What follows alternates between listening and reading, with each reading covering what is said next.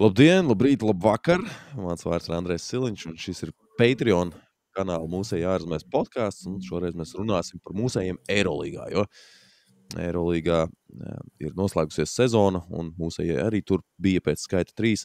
Un kur nu vēl atbilstošāks dalībnieks šai sarunai, kā vienīgā Eirolīgai specializētā podkāsta latviešu valodā autors un veidotājus Kristiāns Dilāns un Valsts Nikītins. Labvakar, kungi!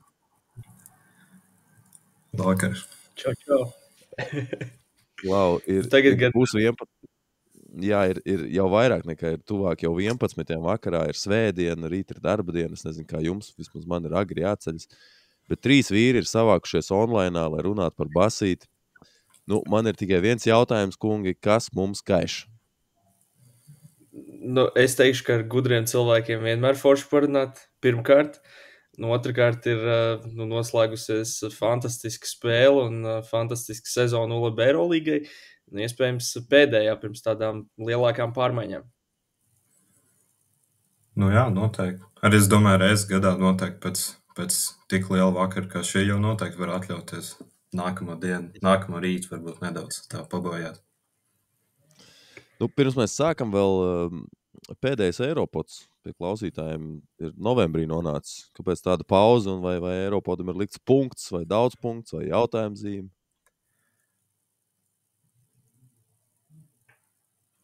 Es laikam liku daudz punktu. Pagaidi.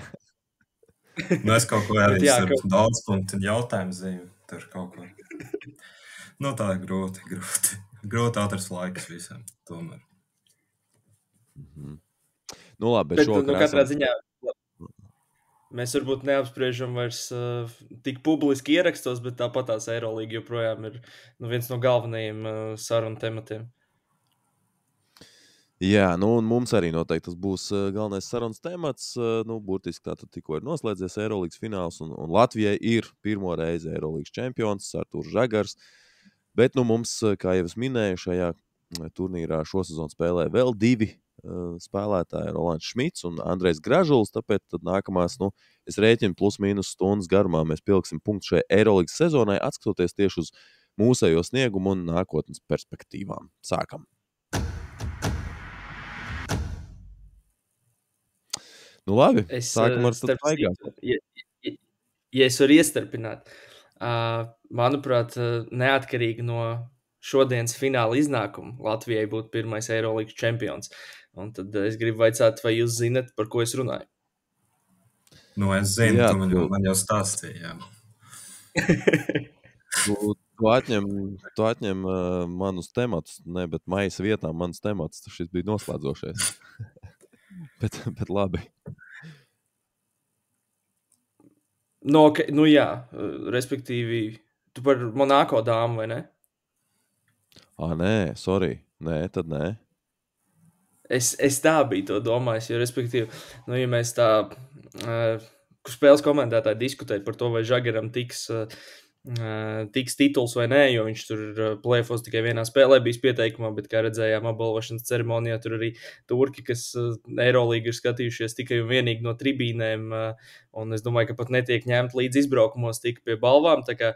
Un, ja vēl mēs ņemam piemēru no Nacionālās basketbola asociācijas, kur tomēr arī komandas staffs, visi skauti, vadība, visi tiek pie tiem gredzeniem, tad Monako komandā loģistikas menedžeri ir latviešu dāma Aira Lipska. Un es redzēju sociālajos tīklos, ka viņa arī bija klātienē, devusies līdz komandai.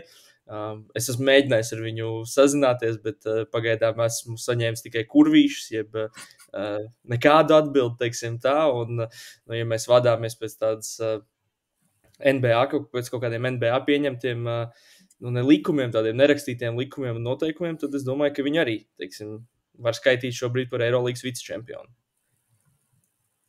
Es pieļauju, ka medaļu jau saņem droši vien. Stāv tur rindiņā. Es domāju, tur arī tos tie mazie kausi, kas ir kaut kādā čempioniem, man liekas, ka viņi tur sataisīt arī vairāk nekā vajag, ka tur ar visiem, tā kā maziem ērginam parasti dod. Nu, tur visiem, man liekas, tur nav tik strikti, kam var dot, kam nevar dot. Beigās jau tur, es domāju, kurš grib, tas arī var dabūt bez mazai. Nu, ja tu esi kaut kādā veidā komandas saistīts, var treneru dēls, piemēram. Jā, jūs redzējāt, es domāju, ka tur jau līdzīgi kā LBL, tur tās medaļas sataisa kaut kādu maksimālo iespējamo skaitu un tad atdala. Man liekas, ka tagad bija pēdējā. Man šķiet, ka Zēļu Valmieras apbalvošanā bija tā, ka vienā brīdī Salvs vienkārši paņēma kaut kādu čupu ar medaļām un iedeva, varēja televīzijā redzēt, iedeva vienkārši. Tā kā, es neatceros, kuram Emīlam vai kādam. Tā, lai izdala vēl kādam. Lētāk jau vairumā vienkārši sūtīt, tas jau tā saprotams. Economics of scale, tā teikt. Labi, neizplūdīsim varbūt tik ļoti par pašu spēli, bet drusku tam ir tomēr jāpieskaras galu galā fināls pēdējā spēle. Kādi ir jūsu tādi galvenie secinājumi par fināla spēli? Kas Kristiāns, sākšu ar tevi. Kas tavuprāt nosvēr tos svarkausus par labu Feneram?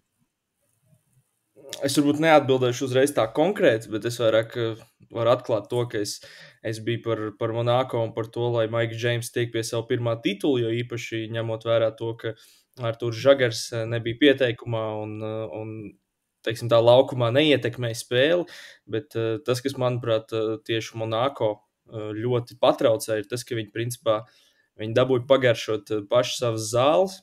Ja mēs atceramies pusfinālu, tad tur bija ļoti laba bumbas kustība, un viņi noslēdza pretinieku bumbas kustību, liekot viņiem spēlēt daudz ar driblu un daudz 1-1, tad šeit, man liekas, bija tieši tas pats, un tā arī tāda neliela vilšanās man vismaz trenerīs pa nulī. Es saprotu, ka tev ir ļoti daudz augstas kvalitātes un ļoti meistarīgi individuāli spēlētāji, bet tas, ka tur 4. ceturdaļā katrs uzbrukums noslēdzās ar ISO, vienkārši mēģinot atrast Kemu Birču vai CJ McCollum, pret kuriem nevienmēr arī viss gāja cauri, un Birčs vispār, manuprāt, ļoti labi tika galā pie switchiem. Tad man gribējās redzēt kaut kādu lielāku bumbas kustību, kaut kādas citas iestrādnes nedaudz, un vispār viņi netika ne pie brīviem metieniem, ne pie kā tur, un arī ļoti liels problēmas viņiem sagādāja Fenerbahčes fizikalitāte aizsardzībā, un Feners noteikti jāpaslavē, manuprāt, super sezonu, un līdz pat pašām beigām man bija grūti noticēt, kā ar tādu sastāvu viņi ir tikuši tik tālu, jo es arī atļaušos nepiekrist maču komentētājiem. Manuprāt, ne tuvu nav labākā aizsarga līnija Eiropā Fenerbahčei, un arī divi tādi garie spēlētāji, ar kuriem, ja mēs ejam pēc tādām klasiskajām pozīcijām, tas, protams, ir ļoti hipotētiski un teorētiski, bet no sērijas kā būtu, ja būtu, es domāju, ka ar Kemu Birču un Sertaču Šanlītu pat neuzvar Eirokausu, kā saviem diviem gariem. Tā kā tas, ko Šaris ir paveicis, un kā teiksim tā, izslēgš Final Fourā stepapoja Nikolo Mellī, kā tas komandas kopējais mehānisms darbojās, tas, manuprāt, ir ļoti, ļoti iespaidīgi. Es tieši par garo galu laikam vairāk. Es zinu, mēs tur runājam, ka varbūt tā ārējā līnija arī nav zvaigžņot. Nav tur super zvaigžņot, varbūt tās lielākās zvaigznes, bet tā jau potenciāls papīra, tā ārējā līnija ir laba. Un, manuprāt, pietiekam atbilstoši tam, lai cīnītos par titulu. Tas ir tā, bet par iekļūšanu Final Fourā noteikti. Tad jau tur tas tituls standarta frāzēs runājot, ja tur tā vienā spēlē katrs var uzvarēt. Bet man liekas, ka tieši tas garais gals, tas manā uzskatā, manā gadījumā, es domāju, ka tieši tas ir nedaudz pārsteidzoši. Un mēs jau arī sezonas laikā redzējām, ka viņiem mainījās arī tie spēlētāji, un Bobans rekā netiks beigās pie Eurolīgas titulu, pie čempionu, ko viņiem tur dod. Bet, kā viņam iet CBA? Tur viņš tiks pie Gradzena? Nezinu. Bet man liekas, ka tur jau beidzas, vai ir beidzies, vai kaut kad drīz beigsies. Bet jā, man šķita, ka sākumā sāk jau labāk Monako, un man šķita, ka Monako labi aiztais ciet tur kaut kādas piespēļu līnijas, arī diezgan augstu presēja, tā kā sēdza futbola terminoloģijā runājot, augstu spēlēja klāt pie taisīt ciet, teiksim, tās piespēļu līnijas un tādu nekomfortablu dzīvi padarīja Feneram, un tas vienkārši bija jācim redzot vajadzīgs kaut kāds laiks, kamēr Feners pie tā pielāgojās. Es nezinu, kā vēl tev izskatījās. Man es pat vairāk neuzskatu, ka tā tik ļoti bija varbūt Monako aizsardzības problēmas. Vairāk Kristiānam laikam piekritīšu. Tas Monako uzbrukums kaut kā man atgādina īstenībā ļoti līdzīgi pēc sajūtām, tāpat kā bija pusfinālā Feners apspēlēja Panathinaikos. Man liekas, bija relatīvi līdzīgi, ka tev ir viens spēlētājs, kas var puslīdz tikt pie metieniem, kaut ko trāpīt. Ne ar īpaši labu precizitāti, bet vismaz kaut ko var trāpīt. Tas ir Džeims. Un man personīgi liekas, ka tie pārējie kaut kur pazud. Okobo, cik viņam 0,8 beigās bija, Lloyds arī 0,5, 0,6. Arī, man liekas, nedaudz par īstu, tomēr tiem pārējiem aizsargiem kaut ko vajag spēt izveidot. Un man personīgi, kad Alfa Diallo dabūja 5. piezīmi, tad jau principā tur likās tā viss beidzās. Jo viņš pa lielam arī bija bez mazliet viens no 2 basketbolistiem, kas kaut ko varēja izdarīt. Un man vispār kopumā tāda Final Four kontekstā nedaudz varbūt Daniels Tais pievīla.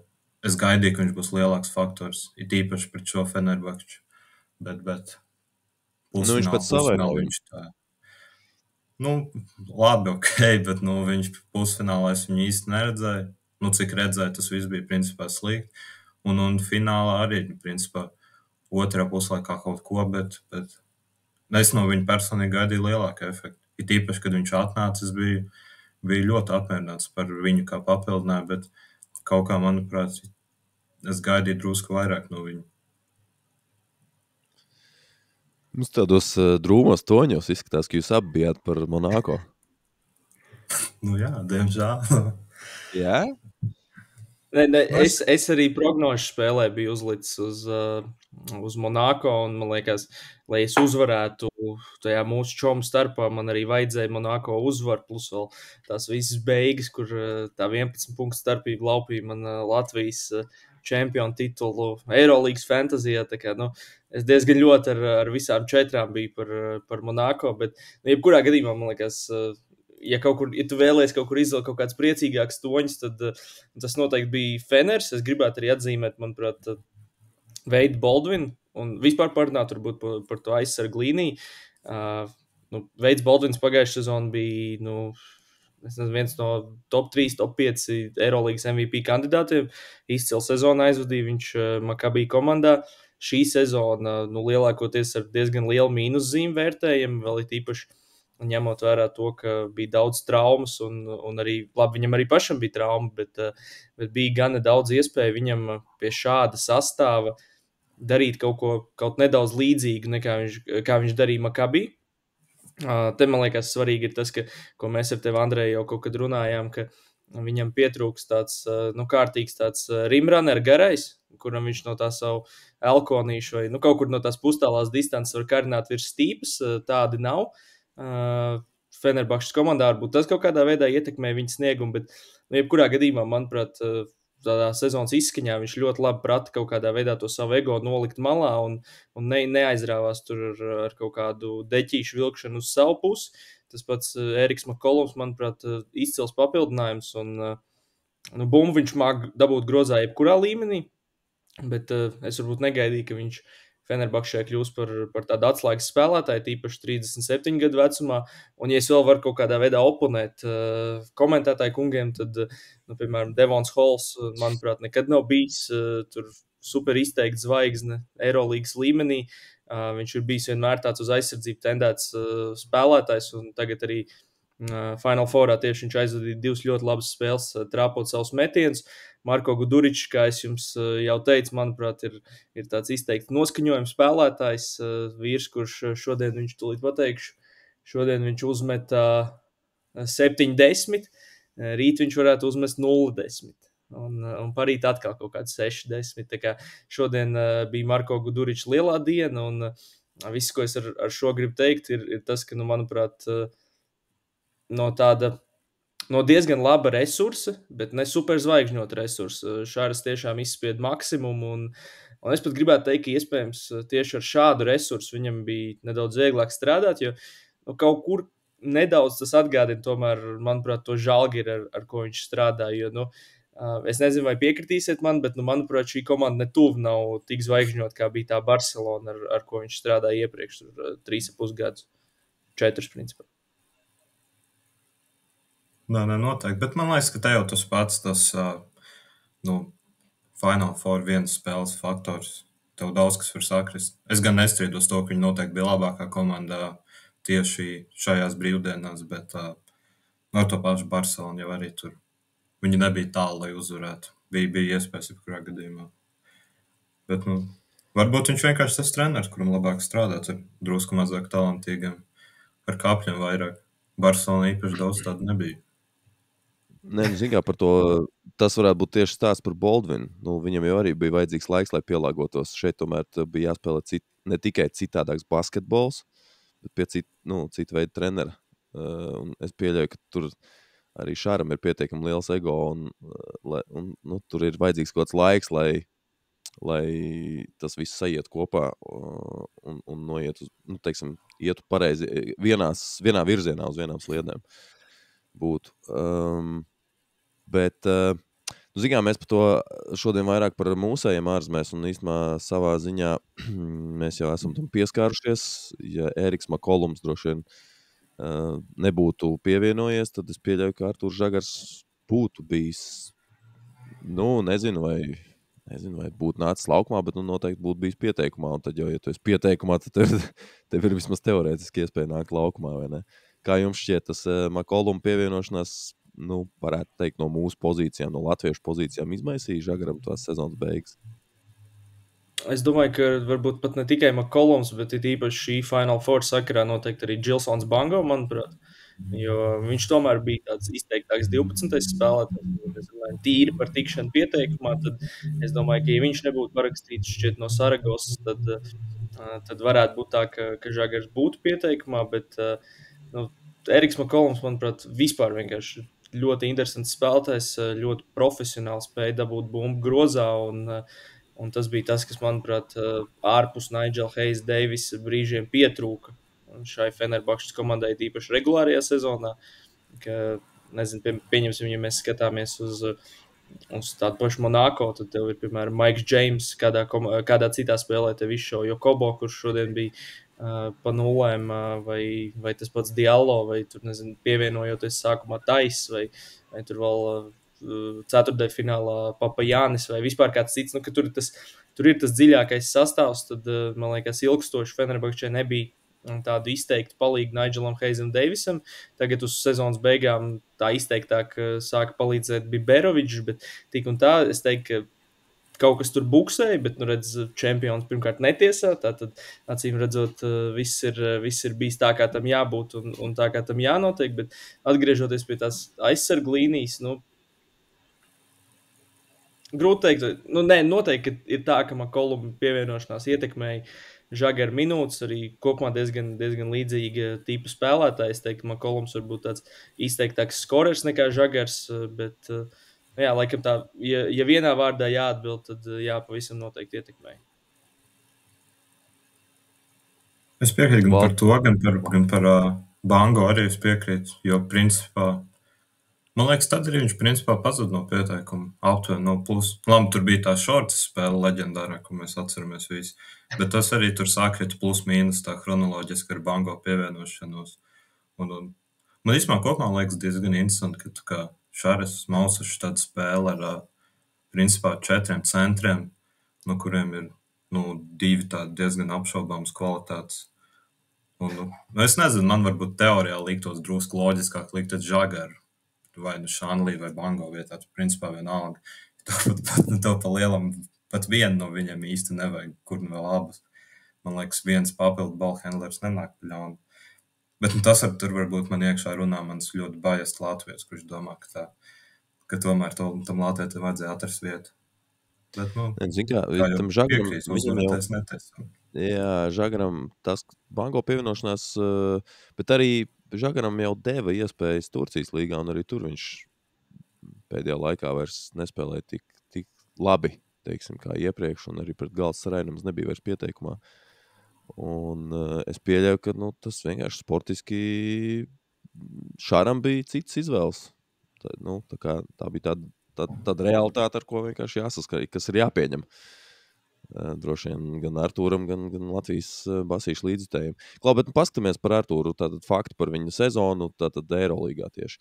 22 spēles, 13 pamatā, tad ir 15 minūtes vidēji spēlē, 5,9 punkti, 1,1 bumba, 2,3 piespēles, 1,3 kļūdas, 2 piezīmes un 2,8 izprovocētas piezīmes. Tās minūtes laukumā variēja no 3,5 līdz 27. Bija 5 spēles, kurās viņš guva vismaz 10 punktus. Tā rezultatīvākā sanāca pret Milānu 16, bet kura ir spilgtākā, kas jums varbūt ir palikusi atmiņā, vai kas jums nāktu pirmā prātā, kad būtu jāatzīmē kāds no mačiem, ko Žagars ir aizdījis savā debijas sezonā? Man pret Efes noteikti pirmā nāk prātā, tā ko viņi uzvarēja. Man liekas, otrajā aplītē. Bet viena lieta, ko es gribēju pieminēt, vēl papildu klāt pie tās statistikas, ko tu nosauc. Es tieši skatījos, man liekas, viņam bija ap 30% tālmetienu tikai plus mīnus. Tas man bija par negatīvajiem. Tas man ir vēl, okay. Man vēl ir statistika pozitīvais, negatīvais. Bet jā, par tām spēlēm. Efes, es arī piekrītu tev arī, Kristiāna, tāpat Efes spēle? Nē, man iegodīgi pirmā iespiedās atmiņā viena tāda nebasketbolistiska epizode. Tā bija spēle pret Albu. Man liekas, jau spēles beigas. Feners bija vadībā. Viņš gāja pārējā, un Tims Šnaiders diezgan rūpīgi pārkāpa noteikumus. Žagars attapās uz parketu, un tad Nigels Hayes-Davis gāja viņu aizstāvēt. Es nezinu, kāpēc man tā bija pirmā epizode, kas ienāca prātā, bet pēc tam, protams, kad Valds pieminēja Efes, tad es arī ļoti spilgti atceros to Efes spēli. Bet pirmais, kas iešāvās prātā, bija tas, ka, man liekas, Tims Šnaiders kaut kādā, varbūt pat tās nebija spēles beigas, bet mēģināja kaut kādā veidā testēt to, ka Žagaram vienmēr ir vilkusies līdzi tā kaut kāda tā fizikalitātes birka, ka viņš tur netur to fizikalitāti vai ko, vai nav tik fizisks un tā tālāk, un tad ar tādu Jāņa Laksas stilu piezīmi apturēja viņu. Nē, un Hayes-Davis, tas arī no tāda, tas kaut kādā ziņā var meklēt kaut kādu stāstu par to, ka komandas biedri arī to Žagaru aizstāvēja. Nigels Hayes-Davis, tur komandas lielākā, bez mazliet lielākā zvaigzne uzreiz ir klāt un neļauj apbiržot, kā saka, jauno Eurolīgas debitantu. Jā, tas arī kaut kā. Zinām, Žagars jau ir tāds harizmātisks, viņš droši vien tur ļoti labi ir iejuties tādā tīras atzīves ziņā. Es pieļauju, ka viņam viņš jau pagājuši gadu bija labi iejuties. Jo tam pašam Nigelam Hayesam ir Instagram YouTube kanāls. Un viņš tur ik pa laikam liek visādus vlogus un visādas interesantas lietas. Un tad Žagars jau pagājušajā sezonā šķiet tur izskoloja visus galda tenisa turnīrā iekšējā komandas. Tā skaitā Šāru. Arī, jā. Vai tik viņi nebija finālā vai kaut kas tam līdzīgs. Jo Šārs arī diezgan jaudīgs esot galda tenisā. Kā nekā kaimiņi tomēr. Man īstenībā par to Efes spēli, jā, pirmkārt, tā bija pats sākums, otrā kārta, un pirmkārt, tas, ka uzvarēja Efes, tas jau ir panākums Feneram, un viņš spēlēja tādu nozīmīgu lomu, lai nosvērtu tos svaru kausus, lai izcīnītu uzvaru. Tāda pirmā spilgtā spēle arī pēc statistikas, raugoties 11+3. Un pēc tās spēles es atceros, ka zvanīja ekspertiem, un man arī zvanīja no tagad TV3 LV vai TV3 Sports, es nezinu, kā sauc precīzi šo mēdīju, un prasīja bez mazliet, vai Žagars ir top 5 saspēlnieks Eirolīgā. Tā kā tas hypes bija vismaz Latvijā diezgan liels. Es mazliet ar savu, es gribētu domāt objektīvo pesimismu, ierindoju viņu 11. vietā, kas jau, manuprāt, ir ļoti, ņemot vērā. Tas optimistiski, kas jau teikt. Tas ir optimistiski, jā. Tas ir optimistiski beigās, jo tur tajā brīdī uz tās hype viļņa bija visādi viedokļi. Bet, jā, tad tā arī man ir palikusi atmiņā visvairāk.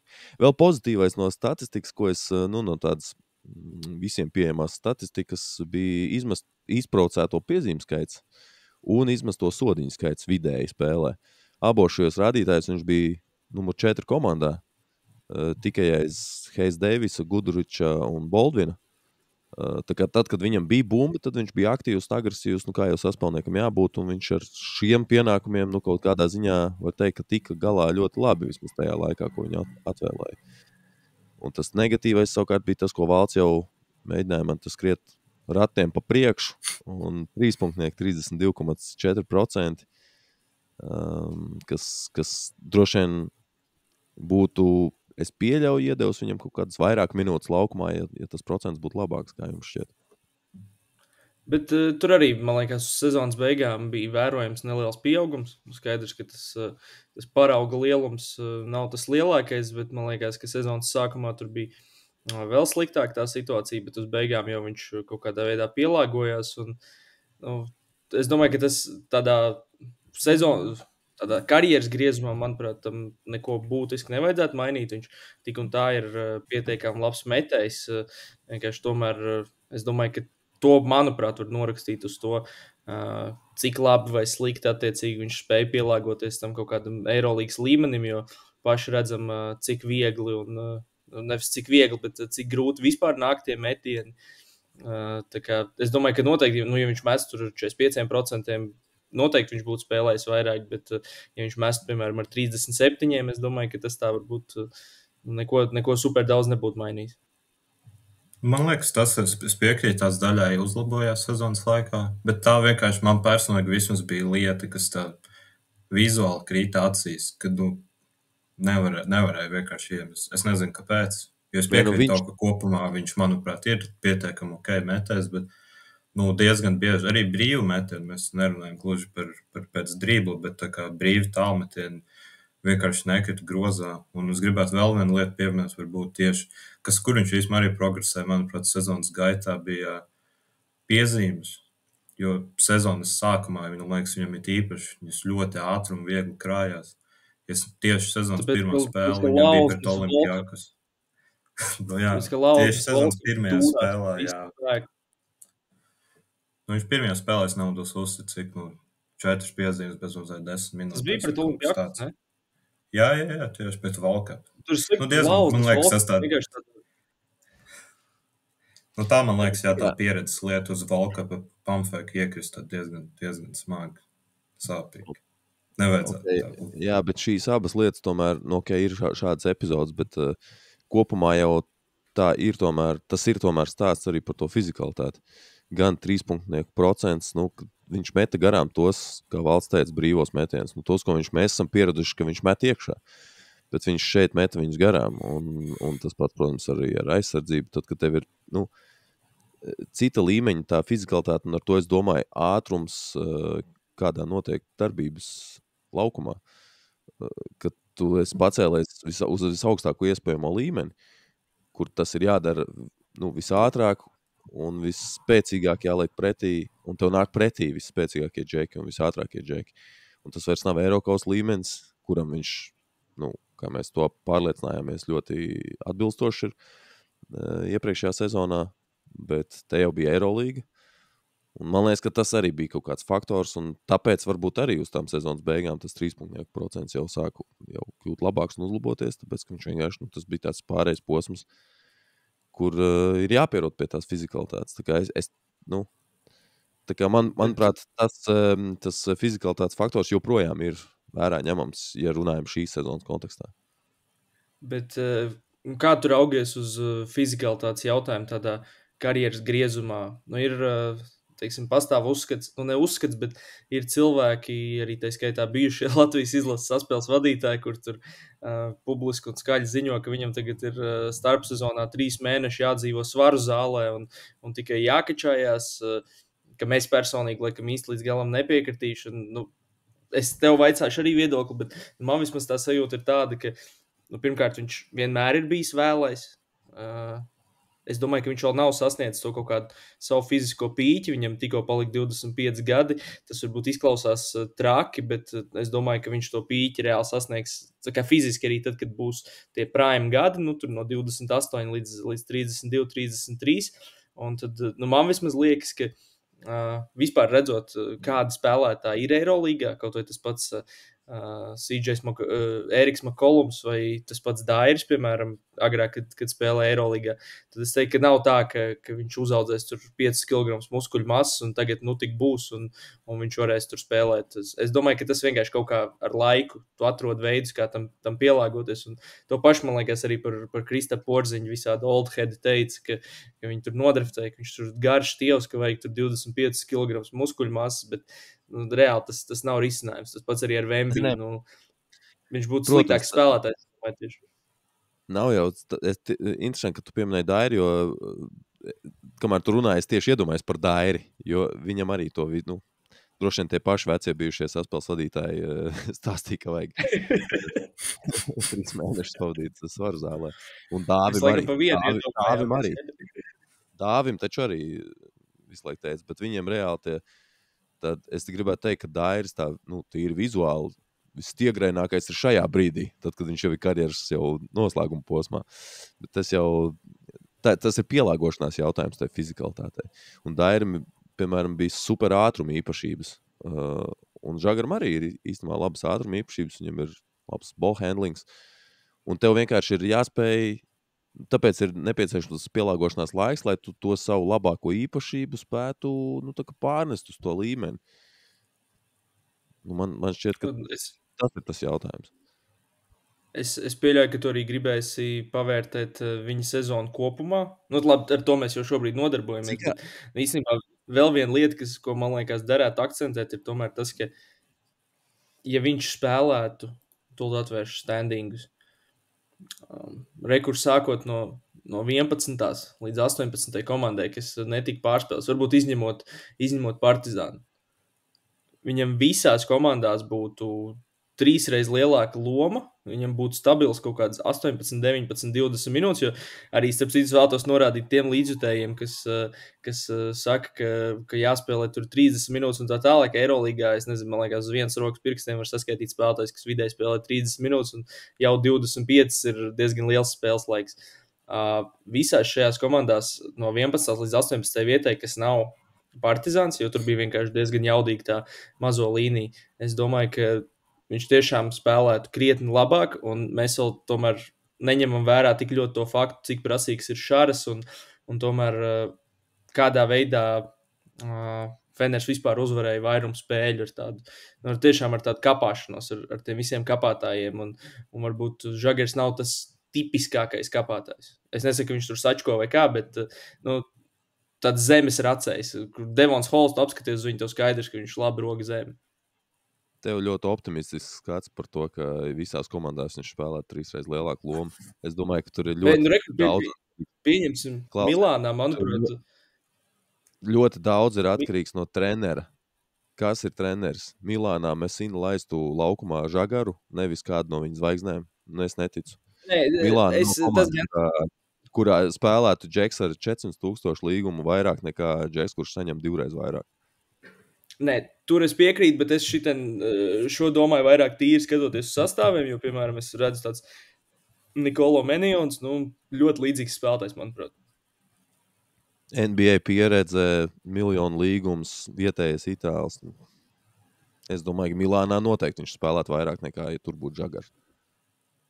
Valt, kā tev šķiet? Viņiem citu baigās problēmas ar mazajiem, tāpēc es domāju, Menijonam būtu viena slikta spēle un Žagaram būtu jāspēlē. Bet labi, tas ir viss ļoti Messina jau kā mēs zinām, viņš pazīstams kā ļoti tāds treneris, kurš gatavs daudz ko mainīt, vienmēr pielāgoties laikam un situācijai. Viņš tiešām tāds ļoti ietvers. Es tagad ejot cauri standingam, es nezinu. Tāpēc, principā, es teiktu, Virtusā gan jau viņš spēlēs, jo Virtusā mazo spēlētāju līniju, es teiktu, varētu būt pat vājākā Albā, manuprāt. Bet pārējiem jau kaut kas ir es nezinu, Baskoniā varbūt. Nelīdz galam novērtējat. Es domāju, ka jūs nelīdz galam novērtējat to, ka ir vairāk, vienkārši pēc definīcijas vairāk spēlē tie, kuriem vairāk maksā. Tā ir. Ja tu neesi pilnīgs ambāls laukumā, tad tā ir un tev dos tik un tā vairāk iespējas. Tā tas, manuprāt, tā tas ir. Bet mēs vēl mazliet ejot uz priekšu un nākotnes perspektīvā varēsim paspekulēt par komandām, kurās mēs varbūt redzētu viņu. Bet vēl par to sezonas vērtējumu. Es zinu, ka, Kristiān, tu uzsvēri to, ka viņš aizsardzībā pēc advancētiem statiem ir ļoti labs. Bet es tomēr gribētu ļoti labs, bet netik slikts. Jā, bet es tomēr gribētu teikt, daļēji arī aizsardzība ir tā, kāpēc viņš droši vien, ka nespēlēja arī viens no iemesliem, kāpēc viņš nespēlēja, jo par DF analītiku tomēr neparāda pilnu ainu, jo vienkārši viņš netiek turēts nemaz laukumā pret fizikālākām komandām tik daudz, lai analītika spētu to piefiksēt. Nu, piemēram, par to pašu Parīzi, kur tev ir superātris džeks pretī vai pret Zvezdu vai pret Olimpiākos, kas uzspieda to fizikalitāti. Tur, kur bija iespēja, tur, kur bez mazai viņš nebija viens no diviem un Šaram nav iespēja viņu nelaist laukumā, tur viņš nespēlēja. Tieši tāpēc, ka viņš nebija gatavs tai fizikalitātei aizsardzībā, manuprāt. Tas ir viens, manuprāt, bet vēl viena lieta, manuprāt, ir arī tāds nedaudz psiholoģiskais faktors. Ja mēs atceramies to Valta piesaukto bēdīgi slaveno Parīzes spēli, ka tu vienkārši vari ieslēgt to spēli un tu redzi vienkārši, ka pirmajos 5 uzbrukumos viņš tiek super mērķtiecīgi meklēts. Tikai, lai pret viņu varētu spēlēt, tad, un tev vēl kaut kur pakausī stāv tas, ka viņš tiek asociēts kā slikts aizsargs, tad viņš vienā epizodē, piemēram, kaut kur pat tiekot normāli līdz kājās, neizlec tur apgrūtināt šorts metienu, viņš iemet, un tad tev, manuprāt, vismaz psiholoģiski tas liekas kā kaut kas krietni sliktāks aizsardzībā nekā tas, ka tu tā objektīvi apskaties, ka visticamāk šortsam ir labākā tāda, iespējams, viena no labākajām ritma maiņām vispār Eirolīgā, un tieši tā apstāšanās uz to pustālo metienu, es pat teiktu, ir vislabākā, jo tā ir vienkārši tāda īpašība, ar ko viņš sev ir nopelnījis tagad jau vairāk miljonu līgumu, un ar ko viņš čakarē pilnībā visus, un ja tas notiek pret Devon Hall, tad tu vienkārši ar to sadzīvo, ja tas notiek pret Žagaru, tad tu, protams, plēs matus, kuri man nav, un ārdies, un tu viņu nomaini. Es tīri par to aizsardzību runāju. Jā, bet tīri par to aizsardzību runāju. Es tev kaut kādā veidā gribētu, man pat es teiktu, tā šorca spēle man vēl kaut kādā ziņā galvā liekas kā drusku izņēmums, jo es teiktu, kājās jau viņš puslīdz var spēlēt, tā jau nav problēma. Problēma ir to, ko principā Andrēs teica, ka tu uzliec viņam pretī kādu lielāku, fiziskāku un dusmīgāku, tad viņam ies grūtāk. Piemēram, es domāju, pret Tamiru Blatu viņš var spēlēt aizsardzībā, tā nav problēma, bet tad viņam uzliec kaut kādu, kaut kādu Kampaco, kurš ir ātrāks par viņu, stiprāks par viņu un vēl drausmīgs preteklis, un tad viņš nevar pret tādu, piemēram, noturēties laukumā. Un tas, man liekas, viņš ir ļoti, man vismaz personīgi krīt acīs to, ka viņam ir problemātiski pret tādiem fiziski stiprākiem. Bet kājās, es domāju, plus pret attiecīgiem spēlētājiem, es domāju, viņam nav problēma. Tas vienkārši, tas ir, es teiktu, ļoti no matchupa atkarīgs. Bet vai nav tā, ka Eriks McCollums principā aizsardzībā ir tāds pats? Plus mīnus, bet Eriks McCollums vismaz. Nē, bet Eriks McCollums, man liekas, vismaz šobrīd, šajā konkrētajā momentā tev vismaz uzbrukumā var atnest drusku vairāk. Nē, tas skaidrs, bet tas vienkārši tā tīri par aizsardzību, ka viņš jau tur nav nekāds super fiziskais džeks, es domāju, viņš, man liekas, pat ir īsāks par Žagaru, un arī tiek mērķtiecīgi medīts no pretinieku puses aizsardzībā. Nē, varbūt es vienkārši tā izsvarot plusus, mīnus, varbūt viņi abi, teiksim, var vērtēt ar nelielu mīnus aizsardzību, bet tad McCollumam vienkārši tas, ko viņš uzbrukumā dara, tas kaut kādā ziņā varbūt to drusku vairāk atsver. Tā vismaz es to redzu no treneru perspektīvas. Jā, un plus Feneram jau tomēr, viņiem nebija tāds viens, teiksim, tad, kad ir izteikts saspēles vadītājs, kuram jāved bumbu pār laukumam, tā var būt problēma. Bet Feners jau bieži vien, tās pats Nigels Hayes Davis, viņš izcīna reboundu, viņš pats iesāk uzbrukumu, viņš pats pārved pāri bumbu un iesāk kaut kādu sadarbību. Tā kā to jau var kaut kā slēpt, mēģināt. Vienkārši ir kaut kādas komandas, kā jūs paši teicāt, kur medī speciāli. Tad, un ja tas sanāk tām komandām, tad trenerim jau nav, treneris jau neturēs laukumā kādu tādā gadījumā, īpaši, ja viņam ir ko nomainīt. Un tāpēc īstenībā mēs vēlreiz varam paturpināt vai atgriezties pie tā jautājuma par tām komandām. Milānā tur droši vien pietikt, ko nomainīt un uzlikt tālāk kā nākamo laukumā, kurš nāktu viņa vietā. Bet tur atkal tiek medīts, piemēram, Mirotičs vai tas pats Menijons tiek medīts kaut kādās situācijās. Man liekas, tieši pret Milānu, pret Menijonu, man liekas, tieši arī Žagars, ja es tā pareizi atceros, ja es neesmu neko nomurojis. 16 punkti viņam bija pret Milānu. Bet tieši, man liekas, lielākā daļa ir izgāja cauri Menijonam. Jā, varētu būt. Klau, viņam ir līgums spēkā vēl uz vienu sezonu. Jūsuprāt, kā ir? Skaidrs, ka līguma ir viens, kas ir spēkā un forši, bet no otras puses jau viņš droši vien nav tajā pozīcijā, lai varētu būt pilnīgi pārliecināts par to, ka viņš netiek kustināts. Kā jums šķiet? Viņš paliek, un ja paliek, tad ar kādu lomu viņš tur var rēķināties nākamā sezonu? Jo es neesmu ļoti optimistisks. Es tā no pašas Fenerbahčes perspektīvas tīri. Es neatceru, cik viņam bija cipars paredzēts uz nākamo sezonu. 400,000, kaut kas tāds, jā. Plus mīnus. Viņš vairāk. Plus mīnus, teiksim. Pusīt no citrona, jā.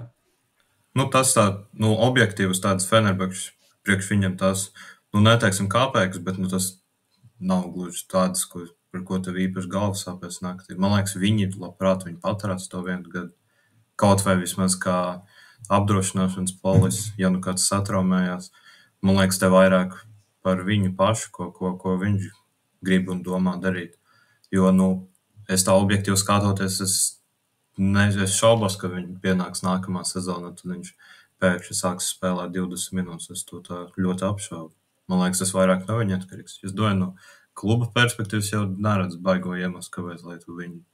Jo tad tev vēl jāmaksā kaut kādas tur laušanas naudas. Vai jāmeklē kāds cits, kurš gatavs pārņemt līgumu. Ko tur, es nezinu, vienkārši tīri kā apdrošināšanas polis, viena aizsarga, lai to tur ir, lai nav jāspēlē vienam no tiem turkiem. Es pat nezinu, kas viņiem ir vispār. Es ceru, ka jūs sapratāt plus mīnus. Es tev piekrītu, ka no kluba puses droši vien viņi, varētu gribēt paturēt, un viņiem nebūtu ar to problēmu. Drīzāk šeit ir paša Artūra jautājums, vai viņš vēl, jo es neredzu īsti līdzīgi kā Valds, ka viņš varētu rēķināties ar lielāku lomu nākamajā sezonā. Mēs paskatāmies, viņiem šobrīd ir līgumi uz nākamo gadu vai vēl uz vienu ar Boldvinu, Žagaru, Holu, Guduriču. Guduričam nav, man liekas. Guduričam opcija. Nē. Plus 1. Viņam ir līdz 27. gadam. Viņš pagarināja. Jo tur es par to zvezdu esmu. Okay. Es par to zvezdu vienkārši lasu jau 2 mēnešus. Tāpēc man liekas, ka beidzās. Nesen bija. Bet, un tad McCollums, Vilbekins ir tie, kuriem vasarā beidzas. Es prognozētu, ka ja Artūrs paliek, tad tā loma būs līdzīga vai pat mazāk, jo Vilbekins, ja viņi pagarina Vilbekinu, kas it kā arī būtu loģiski, arī no Vilbekina pozīcijām. Ja klubs gribēs pagarināt, tad Vilbekinam droši vien būtu tikai loģiski viņu pagarināt. Ka tas ir vēl viens, zvaigznes līmeņa spēlētājs klāt. Un ka tā loma varētu būt pat vēl mazāk nekā šogad. Bet, protams, ļoti daudz atkarīgs no savainojumiem un tam līdzīgi. Tā kā es nezinu, es redzu, ka viņš tur varētu palikt, tāpēc, ka klubs viņu vienkārši grib paturēt. Bet to, ka viņš spēlēs vairāk, es tā neesmu pārliecināts līdz galam. Kristiān, kā tev šķiet? Es arī neesmu pārliecināts par to, vai viņš spēlēs vairāk, bet vismaz regulārāk gribētos noteikti redzēt, jo atceramies, tagad pēdējās sanāk 5 spēles ir bijušas pilnībā ārpus. No viena bija gribētos redzēt. Bet gribētos redzēt, vai tu redzēsi? Gribētos mums visiem redzēt, ka viņš spēlēs vairāk.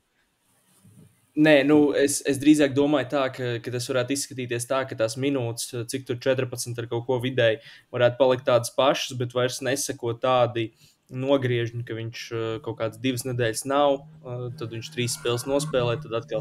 Tomēr tā viņa atrašanās pieteikumā un tikšana laukumā kopumā arī bija diezgan viļņaini visas sezonas garumā, un tagad redzam, ka uz beigām viņš palika pilnībā ārpus rotācijas, bet man liekas, kas viņam var nosaukt par sliktu, ir tas, ka Feners tomēr ir čempioni tagad, un tad uzreiz rodas jautājums, ko viņi paraksta vasarā, un es domāju, ka, ja tev līgumu piedāvā čempioni nevis tur vienkārši Final Four dalībnieks, tas automātiski ir krietni pievilcīgāk, vai uz uzvarētāju organizāciju ar domu atkārtot čempionu titulu.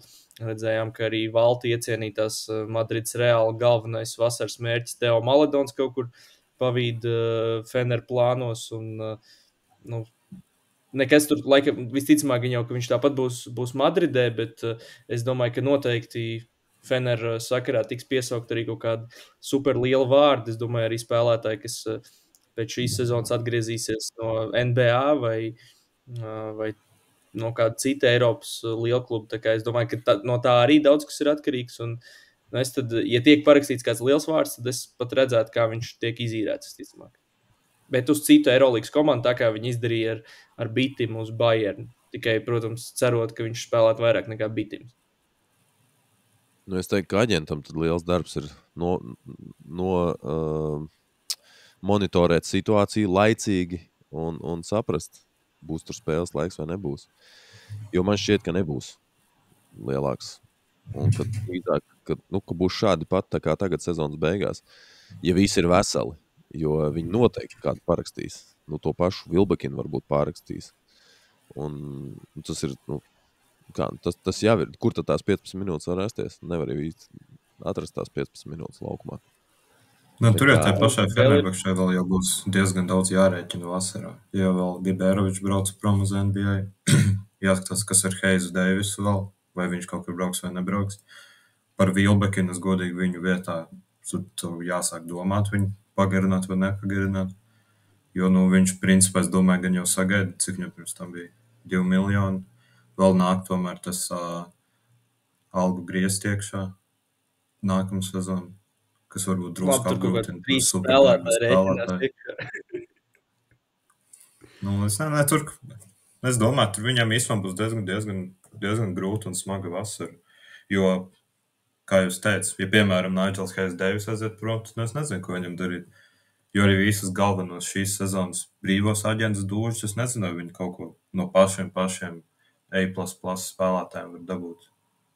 No pašiem visi kaut kur šķiet aizrunāti plus mīnus. Šodien redzēju baumu, ka Mario Hezonja varētu pamest Madridu.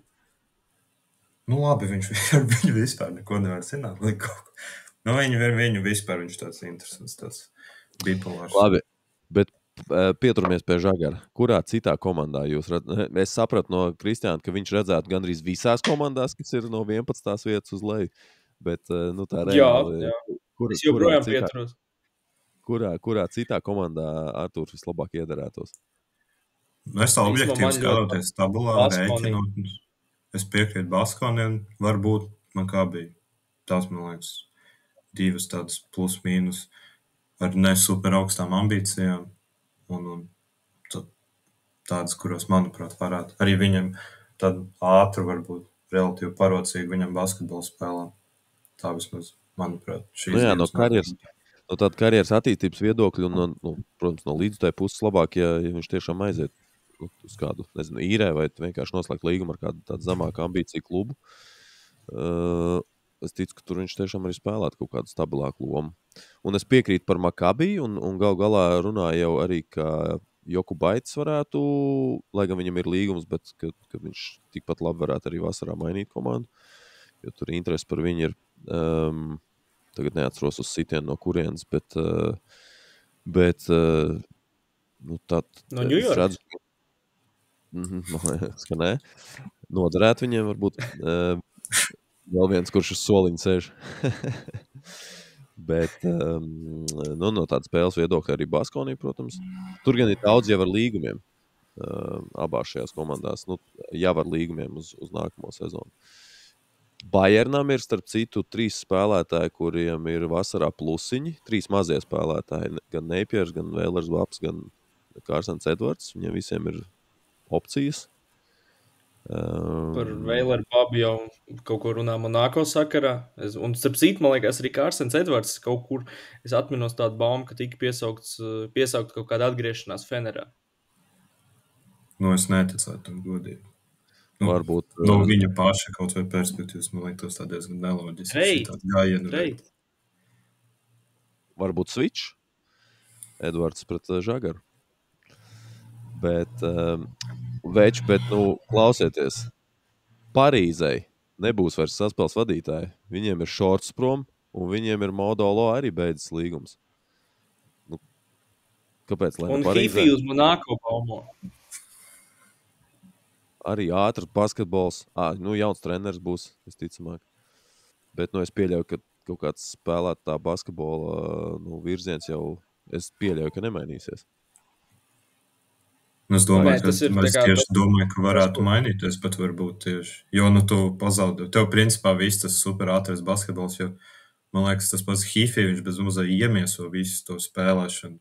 Man pat viņš nāk prātā pirms Šorts, kad es iedomājos par Parīzes komandu. Un, ja tev tur visi galvenie projām iet treneri, projām kaut kas jau jāschēmā. Nevar jau tā viena. Izkrīt no galvas, kā sauc to itālu, kurš it kā pārņem šo Parīzi. Un viņš bija Nimburkā, un Nimburkai arī bija super izcils uzbrukums, viņi bija super skrienoši. Un es domāju, ka viņi mēģina turpināt to pašu kaut kādu projektu, kas jau ir iesākts. Vēl ir īpaši ņemot vērā to, ka joprojām ir amerikāņu īpašnieki, kas bija, man liekas, iepriekš ar Minnesota saistīti. Un arī es tagad izkrīt tiešām no galvas, kā sauc to itāļu treneri, bet viņam ļoti interesants backgrounds. Viņš ir kaut kādu filoloģiju un man liekas, arī kaut kādu psiholoģiju mācījies. Un viņš tā diezgan caur filozofiju kaut kā ir piegājis tam basketbolam. Un es domāju, es redzu, ka tādā viņa, kā trenera brīvmākslinieka zīmējumā, Žagars noteikti var iederēties un būt tajā komandā. Tikai atkal jautājums, vai nav tā, ka viņš iet kaut kādu īsalo ceļu un paņem tur līdz kaut kāds Nimburgas līderis, piemēram. Jo tas, ka Parīzei būs jāveic liela pārbūve, tas ir skaidrs, bet Žagars tādā basketbolā un tādā zīmējumā, manuprāt, iedarās kā zivs ūdenī. Pagaid, bet Nimburgas līderis uz Eirolīgas klubu viņš neņems. Tā. Kā lomas spēlētāji pieņemsim. Skaidrs, ka tu vari dabūt, visticamāk, Parīzi var parakstīt, ņemot vērā to, ka viņi dabūs kaut kādu lielāku budžetu. Viņi visticamāk var, ka viņi var tēmēt uz kaut kādu, kaut ko jaudīgāk nekā Modolo. Labi, es nezinu, tas pats kā Arsens Edvards, piemēram. Pieņemsim, ka viņi var tēmēt uz viņu, un tad tev vajag kaut kādu backup. Un tad, pieņemsim, tev jāizvēlas ar to backup, vai kā tādu 6. 7. spēlētājs starp Žagaru un kaut kādu Nimburgas džeku. Tas ir vienkārši kā pieņēmums un minējums. Un tad es redzu, ka viņš var, izvēlēties sev jau zinām spēlētāju. Nevis džeku, kurš ir Eirolīgas čempions. Un pasaules kausa Eirolīgas spēlēs. Nē, es jau, protams, ļoti gribētu, bet es vairāk tādu, jo es tiešām iesaku īstenībā pēc tam, kad pabeigsim un arī klausītājiem uzmeklēt šo itāļu stratēģiju, man liekas, diezgan interesants stāsts. Un tāds, ja viņš tiešām nonāks Parīzē, tad būs interesanti viņus noteikti redzēt. Ok. Vēl par Žagaru kaut kas piebilstams. Kur tu redzētu viņu? Es Parīzē, es saku. Tieši Parīzē? Okay. Es domāju, ka tu to kā tādu minējumu. Nē, es viņu redzētu arī Žalgirī, bet Žalgiris izskatās, ka ir jau sev tādus galvenos spēlētājus saspēles vadītāju pozīcijā izvēlējies. Tā kā, visdrīzāk tas nebūtu. Var īstenībā apsveikt mūs kā basketbola draugus, ka bagātākā Baltijas sporta organizācija atkal ir basketbolā. Tā kā tas ir patīkami. Jā, un ar visiem pieejamu budžetu, izlasām budžetu, atklātu budžetu un budžeta avotiem. Bet ejam tālāk. Rolands Šmits, viņš bija viens no dalībniekiem labākajā ceturdaļfināla sērijā, vismaz, manuprāt, labākajā EFS pret PAO. Starp citu, EFSam būtu labāks izredzes pret Monako pusfinālā bijis. Jūsuprāt, Valti? Es teiktu, gan jau nē. Vienkārši objektīvi tā Panathinaikos vienkārši ir spēcīgā komanda par EFS. Kaut ko varbūt var iesākt, bet es domāju, tomēr Panathinaikos tomēr krietni talantīgāk. Visi cieņa EFS, protams.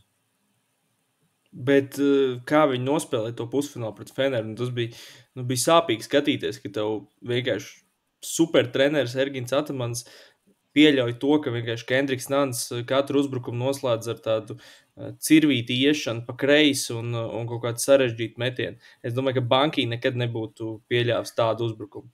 Tāpēc es gribētu, un tas būtu Turku derbijas pusfinālā.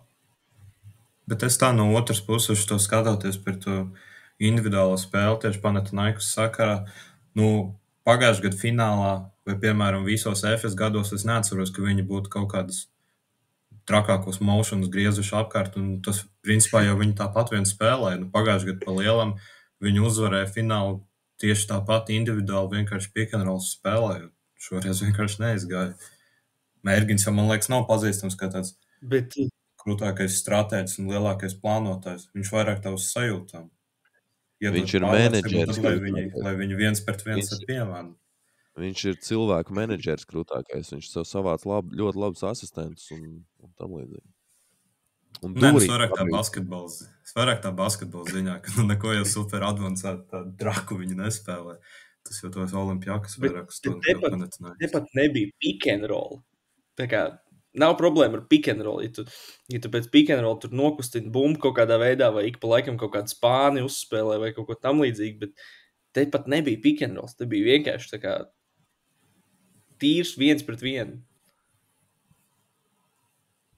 Tas man tā ļoti dīvaini likās. Labi, Rolands Šmits sezona. Tātad 39 spēles Eirolīgā, tikai 4 pamatā. 18 minūtes vidēji spēlē, 6,8 punkti, 2,5 atlākšās bumbas. Visos citos statos ir zem 1, izņemot piezīmes. Tur ir 2,2 un izprovocētās arī ir gandrīz 2, 1,7. Man pozitīvais laikam ir tas 3 punktu mētienu procents, 38,6. Otrais labākais starp visiem garajiem. Bet aiz sava tiešā konkurenta Osmani. Tur gan tā atšķirība ir niecīga, nebūtiska, bet tik un tā. Osmani ir nedaudz labāks tas rādītājs, 39,2%.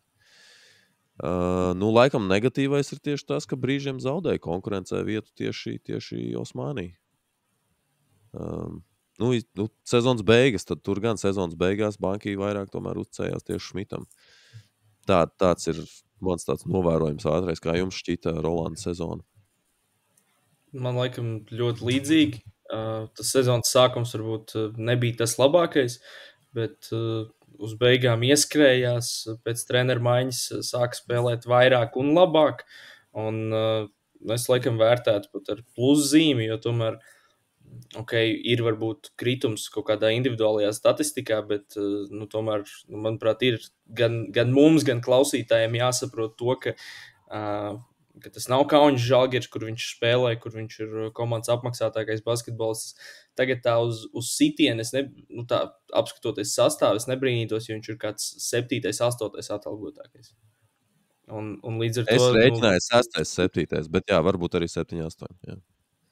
Super, angliski sakot, stacked komanda, kura, man liekas, tikai pēc Bankī pievienošanās un tikai pašā sezonas beigās sāka rādīt kaut kādu savu pilno potenciālu un arī pamanījās aizvilkt Panatu līdz 5 spēlēm un uzvarēt to AK 5. spēli. Tas ir tuvu vai neiespējami. Tāpēc, un it īpaši Šmitam bija ļoti liela loma arī tajā sērijā, tāpēc es gribētu ar tādu tiešām ar pluszīmi vērtēt šo sezonu un arī iekļuvu vēsturē. Kļuvu par visu laiku rezultīvāko latviešu šajā sezonā.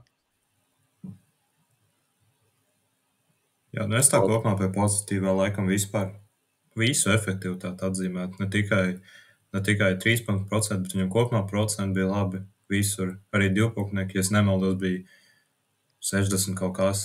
Un sodiņi arī, vispār mēteni procenti labi, bet šeit tomēr problēma, ka bija, es tieši šodien skatījos, protams, Eirolīgas mājaslapa lieliski šādām lietām meklē, cik viņš vidēji spēlē izmet, bet tā tur uz ātro galvā sarēķinot, man liekas, ko 4 field goal mačā bija, kas, ļoti, ļoti maz. Tā nedaudz atgādināja, kā viņam Barcelonā bija, ka, principā vairāk kardiotājs, bet,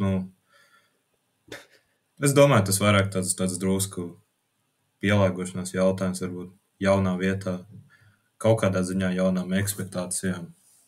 Jo, principā, tad, kad viņš bija Žalgirī kā apmaksātākais spēlētājs, tur arī tomēr drusku citādāk, jo, Žalgiris kā komanda, es ļoti šaubos, ka tur kāds plānoja tituls vai Final Four vai jebko tādu, kas tagad bija plānots Efes. Bet es ceru, ka nākotnē tomēr drusku tā loma palielināsies. Tā vismaz man klusot cerību. Es laikam arī varu pamatot atkal to savu teoriju, ko es jau iepriekš esmu teicis. Un savā ziņā, Kristiāna, tu jau iesāk šo tēmatu, ka banki ļoti uztic spēlētāju tirgus vērtībai. Jo augstāk ir novērtēts spēlētājs, jo viņš ir augstāk arī bankī tajā sportiskajā skalā. Es to tā biju novērojis izlasē. Un tagad arī šeit to pašu, acīm redzot, jau var redzēt. Un īstenībā savā ziņā arī Boloņā to varēja redzēt, jā, runājot par gražuļu spēles laiku sezonas pirmajā pusē. Bet pie tā mēs vēl tiksim. Bet, zin kā, Amerikā tas tikai tā strādā. Mums Eiropā mēdz šķīst, ka kāpēc tu tur dod tik daudz to kredītu vai spēles laiku kādam, kurš tur kļūdās vai nevar trāpīt vai vienkārši spēles likt. Bet, tā tas vienkārši ir. Man šķiet, ka viņiem ar Osmani abiem kopumā bija tāda arī statistikas ziņā īstenībā līdzīga sezona, un arī pēc tāda snieguma bija gan labāk, gan sliktāk brīži, bet rekurss sezonas beigas pienāca, un tad būtībā Šmits bija savā pozīcijā bez maz vai izteikti galvenais spēlētājs treneru izvēlē. Bet īstenībā pat... Jā. Man liekas, pat gan 4. gan 5. spēlē turpat bija tā, ka bija tā rētā reize, kad viņi kopā ar Osmani spēlēja. Bez kāda no centriem. Jā, es īstenībā arī biju varbūt gaidījis pat nedaudz, ka Šmitam varētu iedot arī centra minūtes kaut kādas vairāk. Skaidrs, ka tur arī pietiek to spēlētāju, kā tu teici, ir stēgt. Bet tīri no tādas spēles dažādošanas viedokļa, varbūt kādos brīžos tajā sezonas pirmajā pusē būtu prasījies, ka Šmitam iedod arī 5. numuru minūtes vairāk. Tā par retam, jo man liekas, es tieši sezonas sākumā pat kaut ko varbūt atceros. Bet es arī atgādināšu tomēr, kad Dārvis Vecogars viņu lika pa centru, tad viņam nepatika. Viņš teica par to, ka tā nav forši. Centra spēlē.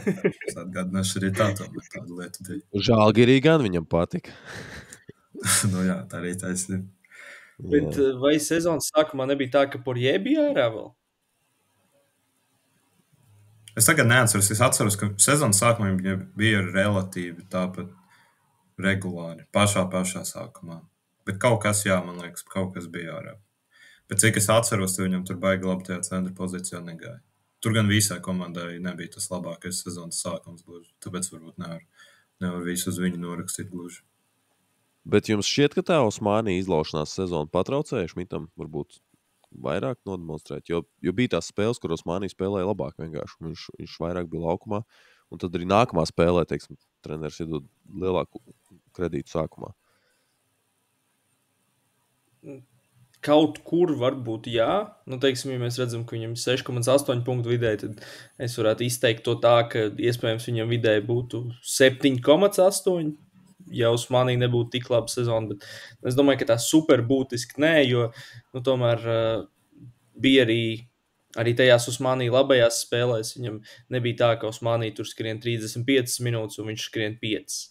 Tā kā daudz maz līdzīgi vispār, es teiktu, Efes visās pozīcijās daudz maz līdzīgi dalīto spēles laiku, jo kamēr vēl bija Mijatovičs, kamēr pirms banki atnākšanas, tur vispār bija tā, ka Porjē ar Oturu vienkārši tiešām tā kā, pat nezinu, kuram sporta veidam to pielīdzināt, tā kā hokeja maiņās spēlē, viens bija pirmā maiņa, otrs otrā maiņa, un viņi principā viens nospēlē pirmo ceturdaļu, otrs otro, tad atkal trešo, un tad otrs ceturto, un tur reāli, tas, kurš attiecīgi nospēlē trešo ceturdaļu, ja vēl apskatās uz tablo, ka otram ir 2 piezīmes, tur varēja jau botas iet vaļā un jau lēnām iet uz dušām, tā kā, es nedomāju, ka tas Osmani tik liela faktora. Tas varbūt spēlē lielu faktoru Turcijas čempionātā, kur Šmits ilgi nespēlēja gandrīz necik, paliekot ārpus pieteikumu, jo, redz, tur ir obligāti jābūt kādam turkam laukumā, un Un tas, ka tavā pozīcijā ir labākais turks komandā, labākai Larkin, viņš skaitās, bet objektīvi viņš nav turks. Ja tavā pozīcijā ir labākais turks laukumā, kurš ir tā kā turks, tad ir diezgan pamatoti, ka varbūt tu tiec pietaupīts un ir tas pats Dereks Vilis, kurš Eirolīgā līdz izslēgšanas spēlēm spēlēja ļoti maz. Tad es saprotu to, ka viņam var iedot kaut kādu to iespēju, bet tagad atkal redzam sezonas beigas. Šmits atkal daudz spēlē, un daudz spēlē arī Superlīgā un ir rezultīvs. Man liekas, pat vakar vai pat šodien, vakar laikam bija 17 punkti. Jā, nu Rolands laikam var būt mierīgs par savu nākotni. Viņam ir līgums vēl uz 2 sezonām. EFS gan ir, zinām, pārmaiņu priekšā, jo viņiem tur daudziem beidzas līgumi, īpaši ārējā līnijā, bet arī garajā galā ir gan tam pašam jau tevis pieminētiem Vilisam beidzas līgums, Oturu ir plusiņš, un īstenībā arī Osmanī beidzas līgums. Bet es pieļauju, ka EFS darīs visu iespējamo, lai paturētu viņu. Un vēl jau aktuālas runas joprojām ir par banki palikšanu vai nepalikšanu. Jo tā Kokoškova kandidatūra parādījās pavasarī, marts laikam tas bija, un tad uz play-off noklusa, jo tur sākās tā lielā uzvaru sērija, un arī sniegums jūtam uzlabojās, spēlētais basketbols. Un realitātē joprojām nav nekādas skaidrības līdz galam, neviens neko nav paziņojis.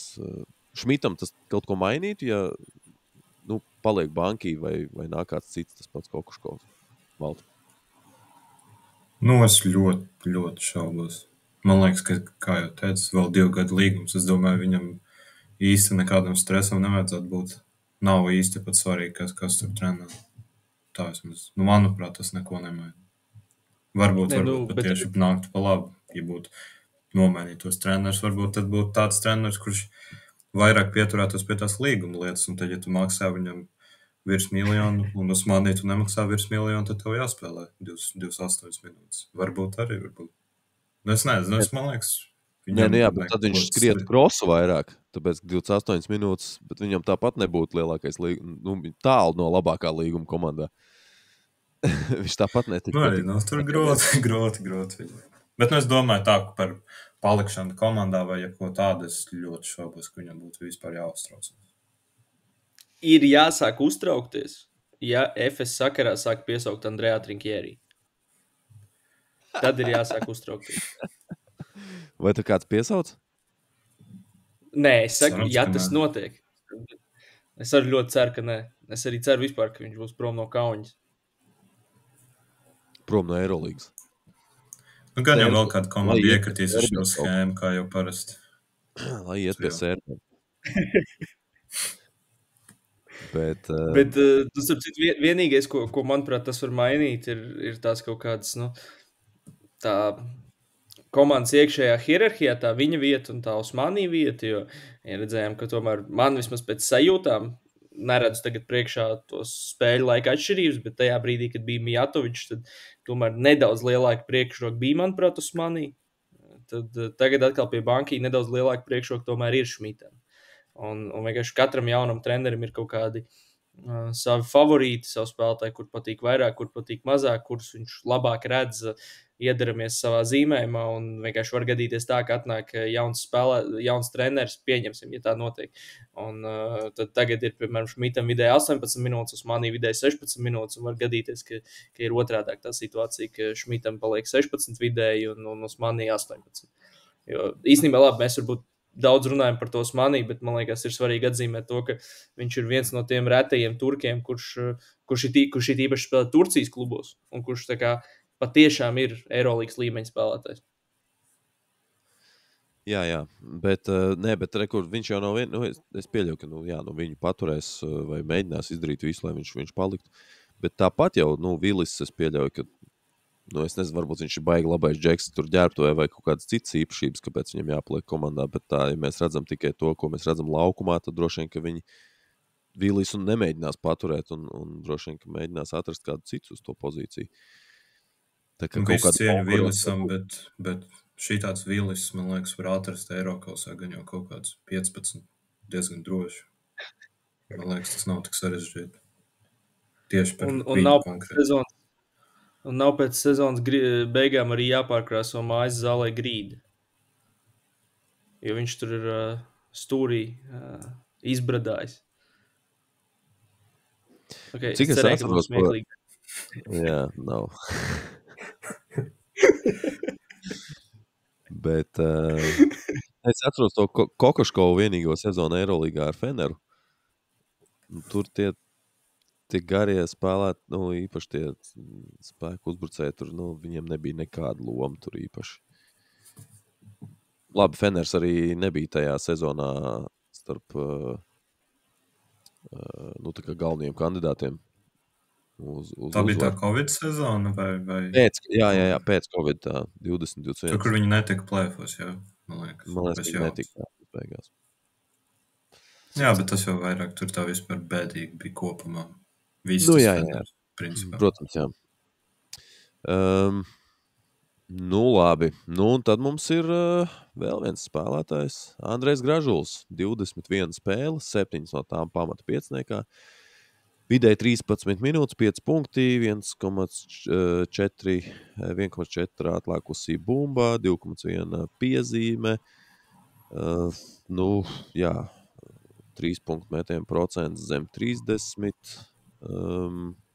Sezonas beigās izīrēts uz Badalonu, bet viņam vēl ir līgums uz sezonu ar Virtusu. Varbūt sākumā padalieties savās pārdomās par Andreja debiju un vai šī 21 spēle arī paliks pēdējā 21 spēle Andreja Gražuļa Eirolīgas karjerā. Valt.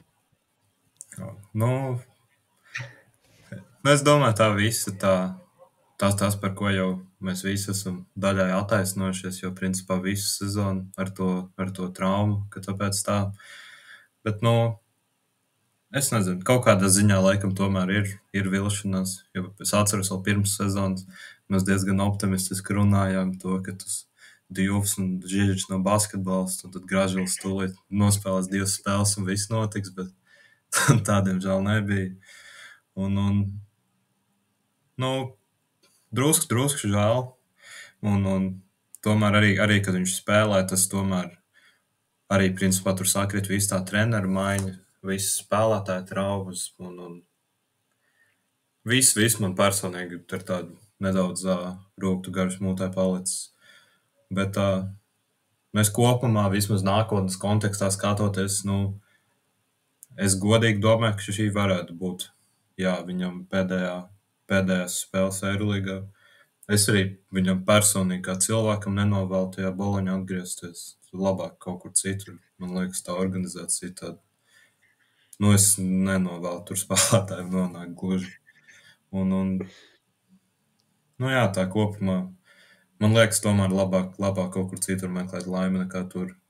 Man vienkārši uz to komandu tāds ļoti depresīvs skats ir. Pat ja tas nav Eirolīgā. Labāk jebkur citur. Es biju ļoti priecīgs, piemēram, kad viņus Badalonu izīrēja. Man liekas, Badalona kā organizācija krietni labāk nekā Virtus. Es domāju, man personīgi daudz labāk viņi tur. Es personīgi daudz labāk jūtos viņu tur redzēt nekā Boloņā. Tāds man personīgi viedoklis. Kristiān, tev tu arī labāk redzi spēlētājs ejam no Boloņas nekā nākam uz Boloņu? Es diezgan ilgi viņiem ļoti naivi ticēju, bet tas, ko Valds pieminēja jau par organizācijām, es domāju, ka ja mums ir jāsarindo tāds kaut kāds Eirolīgas dalību valstu rangs pēc organizācijām, tad Itāļi ir ar atrāvienu sliktākā organizācija. Tā kā abas Itālijas Eirolīgas komandas ir organizatoriski vienkārši drausmīgas un ja Valds, piemēram, priecājās par to, ka Gražuls... Jā, mums droši vien jāklarificē, ka mēs par sportisko pusi runājam. Ne jau par tur finansiālo vai tam līdzīgi. Milānu par visu spēlētāju. Par spēlētāju piesaist. Līdzekļu izlietojumu, jā. Jā. Milāna, piemēram, diezgan konstanti tērē 35 miljonus gadā un nav tikuši play-offs, principā, cik jau 3 sezonas pēc kārtas. Tas taču nav nopietni. Boloņa tāda paša, tikai mazākā mērogā. Bet, rekur valsts bija priecīgs par to, ka Gražula izīrēja Badalonai, tad man tas vairāk... es arī varētu teikt, ka es biju priecīgs, jo bija skaidrs, ka viņš tur uzreiz spēlēs. Tur arī nav varbūt tas pats jaudīgākais garais gals. Arī kā Boloņai nav. Bet okay, bija skaidrs, ka viņš spēlēs, bet man tas pamatojums, kāpēc viņš tika izīrēts, likās ļoti dīvains. Tā kā, finanšu pratības uzlabošanas nolūkos, apmēram tā varētu teikt, un viņam nebija lielākais līgums komandā, un arī tas viņa sniegums attiecībā pret to līgumu bija, es gribētu pat teikt, viens no labākajiem komandā tajos brīžos, kad viņš tika pie iespējām, un man nav nejausmas, kāpēc tieši viņš un kāpēc Ray Jones Takers, nevis Ante Žižičs un vēl kāds cits. Tur jebkuru kaut vai no veterāna. Labi, skaidrs, ka tur ir kaut kādi 3-4 neaizskaramie, kas ir Bellinelli, Toko, Hakets un gan jau arī Clyburns, bet, un arī gan jau Pajola, bet no pārējiem, manuprāt, varēja atvadīties. Bet, rekur Toko projām būs, varbūt Virtus ņem atpakaļ pie sevis, un nākamo sezonu tomēr tur sastāvā. Nē, es pat domāju, ka tā varētu notikt, un es pat laikam iešu tā kā pretrunā ar to, ko es iepriekš teicu, bet es pat cerētu, ka viņš ir atpakaļ Eirolīgā, jo tomēr es ticu, ka viņš spēlēs Eiropas čempionāta fināla turnīrā, un viņš varētu aizbraukt pat taisno uz Eirolīgu ar tādu, cerams, ar medaļu kaklā, protams, un ar tādām pozitīvām emocijām izlasē, un atceramies, ka arī pēc pasaules kausa viņš tomēr Trento aizvadīja savu, visticamāk, līdzinājās karjeras labāko sezonu, met ar gandrīz 50% no tālienes, tiešām ļoti iespaidīgi cipari, kas ļauj viņam nopelnīt to Eirolīgas līgumu, un es gribu kaut kur redzēt to, ka tas atkārtojās, tikai viņš to spēja pārnest Eirolīgas līmenī, jo tā kā es minēju, manuprāt, arī tu izcēli to trīnīšu procentu, bet viņam arī bija līdzīgi kā Žagaram tās pieejamības, tie kāpumi un kritumi, ka tad ir 3 spēles pēc kārtas ar 11 minūtēm, tad ir atkal bez spēles laika, tad viņš tur tiek izīrēts, tad ārpus pieteikumu un tā tālāk. Un es tomēr domāju, ka sezonas griezumā viņš arī nav netuvu tik slikts metējs, un tāpat tajās pāris epizodēs mēs redzējām tos kaut kādus viņa slīpus un to kaut kādu spēles lasīšanu, vai tur kaut kāds piespēlīts no short roll, ka tās viņa galvenās un labākās kvalitātes spēja pārnesties arī tajā līmenī, bet vienīgais jautājums joprojām ir tā kaut kāda fizikalitāte, jo, kā man liekas, mēs jau kaut kur runājām, ka viņam ir -10 kg no tā sava iepriekšējā kaujas svara, un joprojām ir tās kaut kāds runas par to cēlu, ka viņš nav tur 100% atguvies vai vispār pat nevar vairs atgūties kaut kā tā.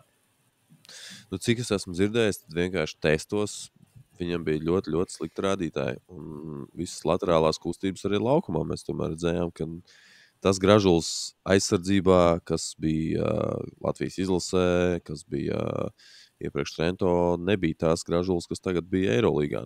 Viņš pirmkārt vertikāli negāja tik augstu augšā, otrkārt, viņš arī viņš nespēja noturēt savus pretiniekus.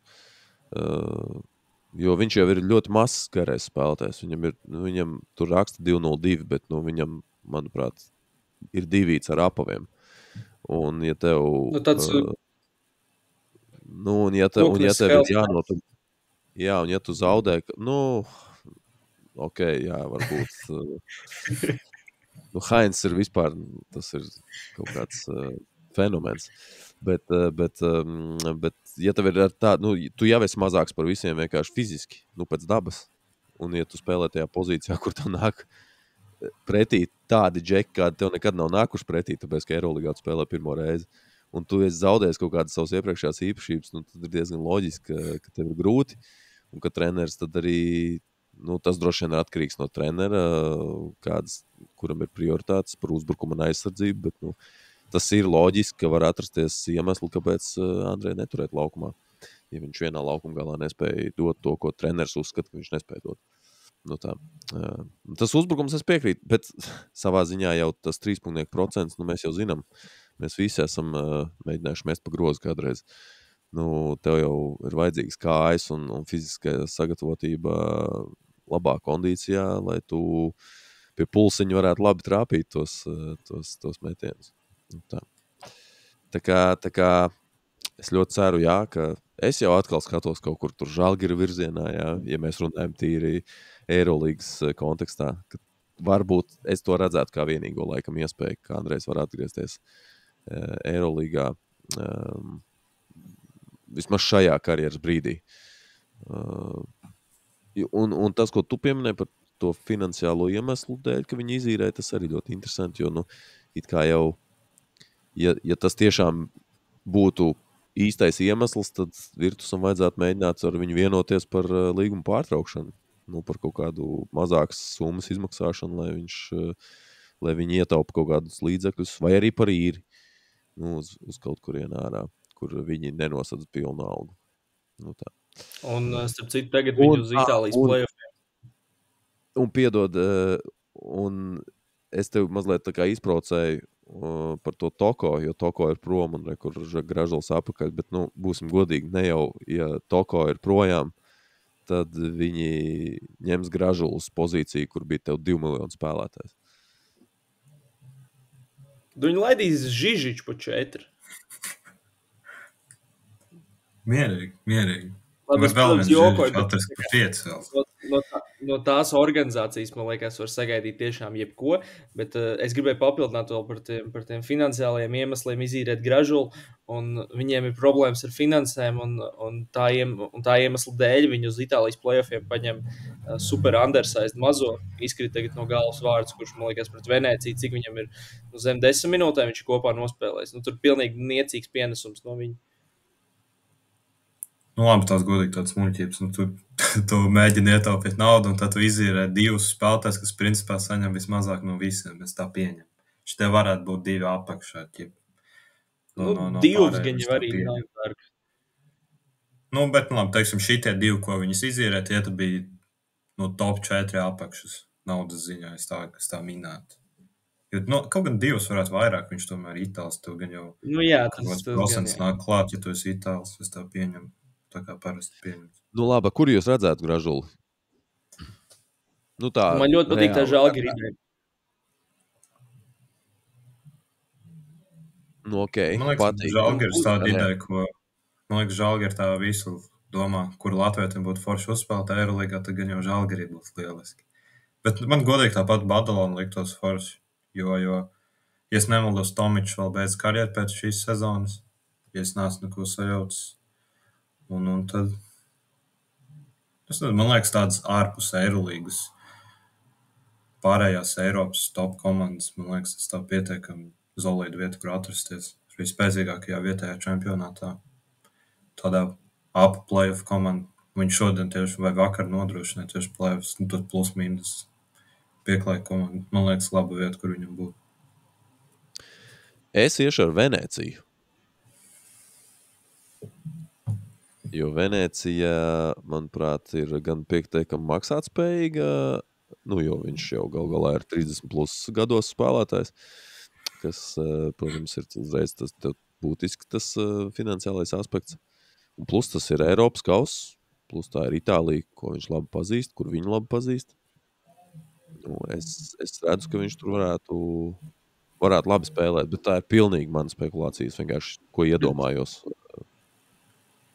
Vai nav tā, ka Venēcija baigi tomēr spiež uz tiem kaut kādiem džekiem, kam ir bijis kaut kāds NBA pieraksts uz tādiem nosacīt lielajiem vārdiem, ja no tādiem pēdējiem nāk tas pats Vilčers nāk prātā, vai tas pats Fiondu Kabengelē, man liekas tā viņi sauc, ka viņi tajā garajā galā, neskaitot tur itāļus, kas ir kaut kāds tesitorī, ka viņiem patīk spiest uz džekiem, kas pirmo reizi vai izmēģina spēkus atgriežoties pārbraucot no Ziemeļamerikas vai tādi, kam ir tas NBA pieraksts.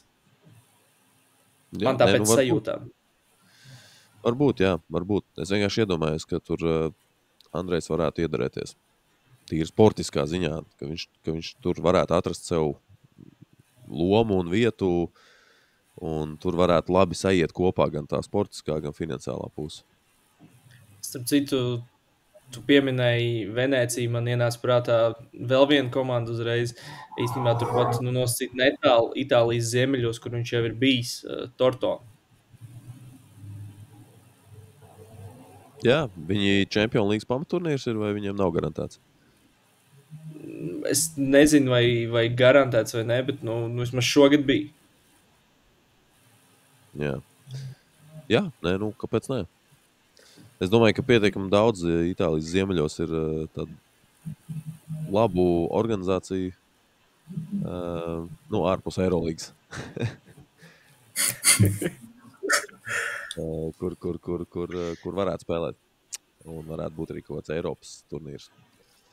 Bet, es domāju, tur tīri CV dēļ viņš var principā visur izņemot tos Eirolīgas klubus Itālijā, gan jau tur es pieņemu, ka nevajadzētu būt īpaši lielām problēmām atrast darbu, ja ir vēl. Nevajadzētu uz dienvidiem braukt. Arī nē. Tad vienkārši nemaksās, tā jau var braukt, gan jau. Uz Trapāniju haizivīm. Uz Trapāniju haizivīm var. Jā. Tur būs Tibors Plaiss atpakaļ, tur nebūs spēles laika. Viņš ir izīrēts, jā. Labi. Kungi, beigās provokatīvs jautājums. Šis ir mazliet tāds kā preview arī mūsu ar Kristiānu plānotajai sarunai mūsu jau ārzemēs tam lielajam leģionāru sezonas apskatam. Tāpēc ievadīšu ar tādu provokatīvu jautājumu. Cik un kuri spēlētāji nākamā sezona Latvijai būs Eirolīgā? Es zinu, ka Kristiāns jau ir padomājis par šo, varbūt tu vari sākt. Man ir 5. Visi 3, kas bija šajā sezonā. Ok. Visi 3 paliek turpat, kur bija. Mēs par Gražolu tur aizrunājāmies, ka viņš varētu iet uz citām komandām, bet ja Virtus nometās kaut kādas savas ambīcijas un izdara to pamatot, viņš varētu tur palikt. Žagers, viņiem bija ambīcijas šogad? Nē, ja viņi noliek kaut kur nedaudz malā, viņas kļūst nedaudz realistiskāk, nedod nevienam veterānam 2 miljonu līgumus un kaut kur nobāzējas tajā kaut kādā Asvela reģionā. Ok, tātad tas nenotiks. Jā, tā tiešām kaut ko tādu fantastisku izdomājis. Jā, tā ir tāda pretruna sanāk, ņemot vērā to, ka es uzskatu, ka tā ir drausmīga organizācija. Jā, un tad Žagars, ja nav Fenerā, viņš tiek izīrēts kāda Eirolīgas komandai, jo viņš ir aizvadījis superlabu Eiropas čempionātu un atkal ir milz hypes par viņu un interesi, un Feners ir parakstījis kaut kādu tur Eiropas superzvaigzni, viņiem ir iespēja kādam nogrūst to Žagaru līgumu. Šmits, protams, Efesā, un man ir vēl 2. Viens no tiem ir Dāvs Bertāns, kurš kopā ar Dubai debitē Eirolīgā. Tas vienkārši, manuprāt, ir tā iemesla dēļ, ka mēs paplašinamies uz 20 komandām. Vismaz par to šī te Final Four laikā ļoti daudz rakstīja un diskutēja, un tieši arī šķiet, es pieļauju, ka kaut kādā brīdī jāsako kaut kādam lēmumam vai paziņojumam, jo sezona beigusies un tomēr visi komandu pārstāvi tur tikās. Un vēl viens spēlētājs, kuru es redzu nākamā sezona Eirolīgā, ir Rodions Kuruts, un viņš parakst līgumu ar Baskoniju. Ok, labi. Valt, cik tev ir spēlētāji nākamā sezona Latvijai Eirolīgā? Man sanāk tad Žagars, Šmits, Lāzers un es to Rodionu nevaru galvā izdomāt. It kā jā, it kā nē. Bet labi, es sēkšu optimistiski, ka tad Rodions arī. Un es domāju arī gan jau loģiskāk būtu kaut kur Spānijā. Es nezinu, vai Baskonija, varbūt Madrid būtu forši. Būs iemesls vēl viens fanot latviešiem par šo komandu.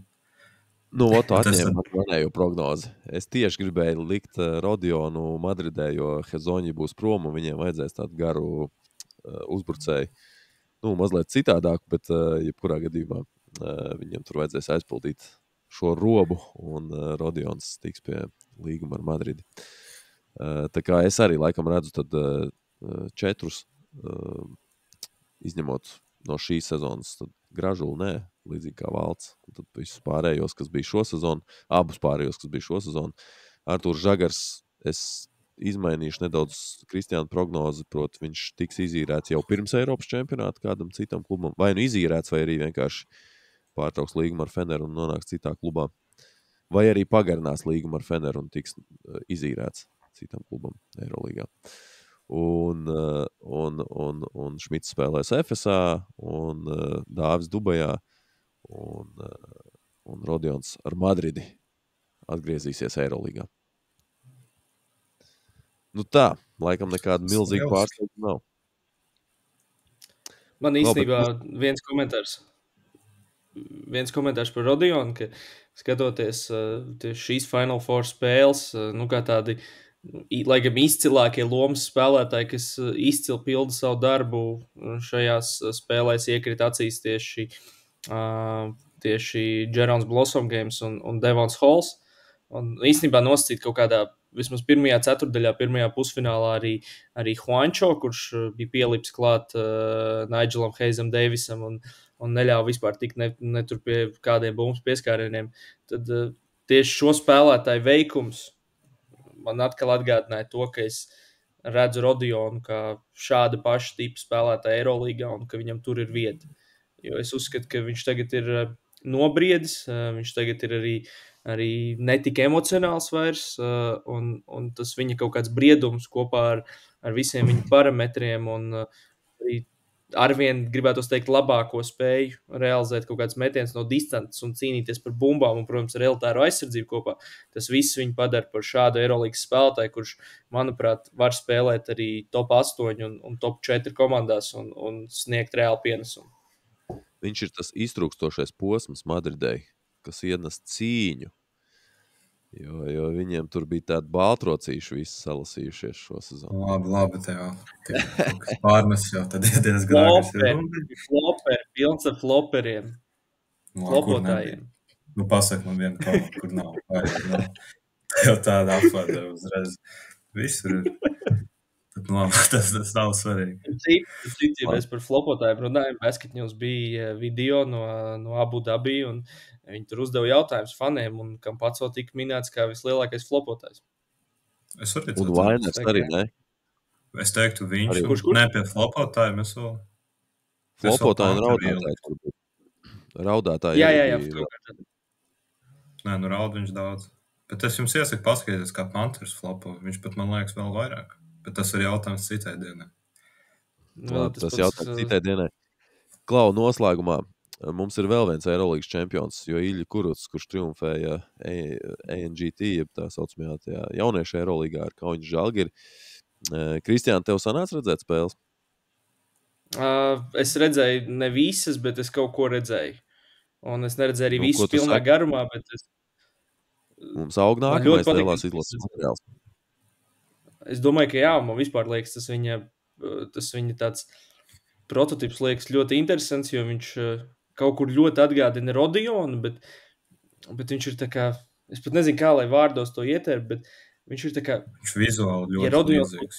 Tā kā viņš skriens, viņš izstāst.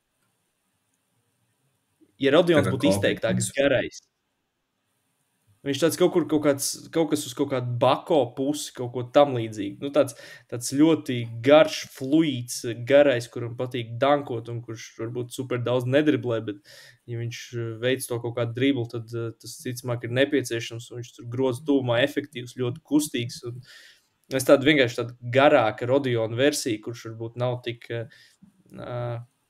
tik gadžetīgs, nespēlē varbūt tik daudz pozīcijās, bet vairāk garajā galā, bet tāds garais, kāds varbūt, man liekas, Latvijā pat grūti tādu. Nu, kaut kas Mareks varbūt nedaudz kaut kas stupus. Klausies, bet Zeļiem būtu noderējis, ja viņš būtu palicis Rīgā? Vai būtu Skrindas variants? Nu, Zeļiem jau Skrinda nebija vajadzīgs, un Skrinda ir principā savu vecumu. Nu, ne top spēlētājs, bet pietiekam zolēts, tāpēc gan jau es domāju īstenībā, ka lomai Ilja iespējams tiktu pie vairāk minūtēm, jo Skrinda tomēr ir tāds zvaigznes status spēlētājs. Ja jūs saprotat, ko es domāju. Ilja Kurucs arī tomēr Žalgirī vairāk pildīja tādu noteikti. Jā, viņš tādu noteikti lomu pildīja. Tāpēc varbūt kaut kur derēt, bet noteikti viņš nespēlē tur diži vairāk. Nē, tajā Nacionālās līgas turnīrā jau arī viņam maz spēles laiks, īpaši izšķirošos mačos. Bet labi, viņam vēl sevi tikai 17 gadi. Tas arī droši. Un tur arī tomēr vecāki spēlētāji NKL komanda arī ir. Un jāspēlē pret vecākiem taču. Stipri vecākiem. Visādiem Julijusiem, Jucikiem un tam līdzīgiem. Labi, kungi. Teikšu paldies. Pagājušajā sezonā. Nu, jā. Teikšu jums paldies. Viņš nebija tur pagājušajā sezonā, bet... Pusotra stunda ir garām un esam aprunājušies. Mēs ar Kristiānu noteikti sagādāsim vēl kādu 4-stundīgo sarunu kaut kad sezonas izskaņā, kad runāsim par visiem latviešu leģionāriem, kas spēlē citu valstu klubos. Tas būs Patreon manā kanālā, patreon.com/Slipsītras mūsu ārzemēs, bet šis pieejams arī YouTube visiem. Tā kā vēlreiz saku jums paldies abiem Eiropodu čaļiem. Noteikti gaidam Eiropodu atpakaļ. Cerēsim.